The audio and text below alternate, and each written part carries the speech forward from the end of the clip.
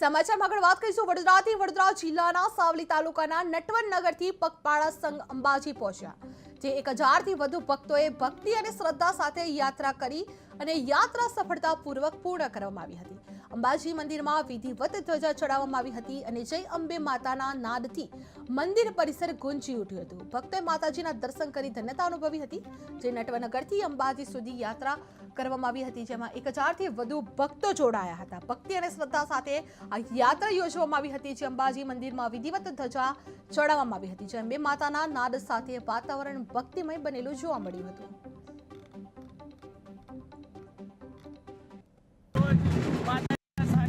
નટવરનગર પગપાળા સંઘ ધજા અવરોધ કરશે અને ફૂલ જોરે શોરે માતાજીની આસ્થાથી ભાવિ ભક્તો જોડાયા છે। લગભગ 1000થી 1200 એવા ભાવિ ભક્તો જોડાયા છે। ગઈકાલે ગબ્બર ધજારોહણ કર્યું, આજે માતાજી આરાસુરીમાં અંબે માને ધજા ચડાવશે। જય અંબે। આજ રોજ માતાજીના સાનિધ્યમાં નટવરનગર પગપાળા સંઘ ધજા અવરોધ કરશે અને ફૂલ જોરે શોરે માતાજીની આસ્થાથી ભાવિ ભક્તો જોડાયા છે।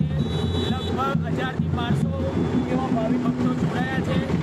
ગઈકાલે ગબ્બર ધજારોહણ કર્યું, આજે માતાજી આરાસુરીમાં અંબે માને ધજા ચડાવશે। જય અંબે।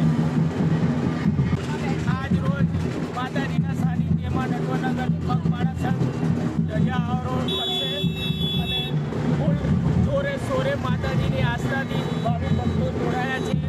લગભગ 1000થી 1200 એવા ભાવિ ભક્તો જોડાયા છે। ગઈકાલે ગબ્બર